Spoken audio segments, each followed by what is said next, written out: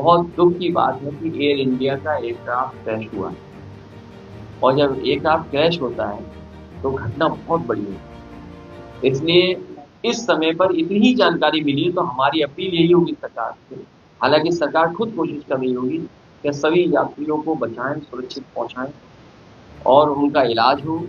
और हमारी भगवान से ये प्रार्थना है कि अगर इतना बड़ा एक्सीडेंट हुआ है तो किसी की जान न जाए। वैसे हालांकि उनके बहुत से एक्सपर्ट लोग हैं बीजेपी के पास, बहुत पढ़े लिखे लोग हैं, बहुत बुद्धिजीवी लोग हैं, बहुत जागरूक लोग हैं। न केवल इतिहास को वो जानते हैं, साइंस और जो वॉर टेक्नोलॉजी है या वॉर जो होते हैं उसके बारे में बहुत अच्छी नॉलेज है। लेकिन सिंदूर से तो हमें यही समझ में आ रहा है कि भारतीय जनता पार्टी जो गली गली मोहल्ले मोहल्ले निकली, वो जनता से अपने सिन दूर करने के लिए बात कह रही है। जो सिन किया उन्होंने अभी तक, उसको दूर करने की बात कह रही है। क्योंकि अगर ये जाते अपनी बात कहने तो जनता पूछती आगे का चूक क्या हुई, चूक क्यों हुई।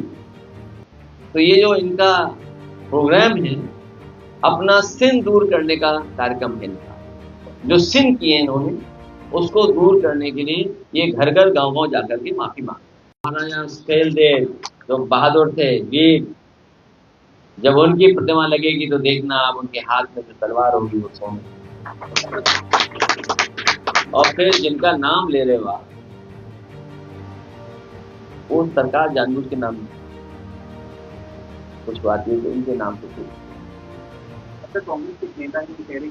लेकिन जो कल उद्घाटन हुआ या जो भी हुआ, जिस व्यक्ति ने सबसे पहले महाराजा सुहेलदेव जी का सम्मान किया, जिसने सबसे पहले जमीन दान दी, कितने छोटे दिल के लोग थे। बीजेपी से वही जुड़ सकता है जिसका छोटा दिल हो। मुझे खुशी है इस बात की कि आज जो सेंसस के बारे में कहा गया कि टेक्नोलॉजी और तमाम सुविधाओं के साथ और नए तरह की जो टेक्नोलॉजी उसका इस्तेमाल कर करके 9 महीने में कास्ट सेंसस हो जाएगा, सेंसस हो जाएगा।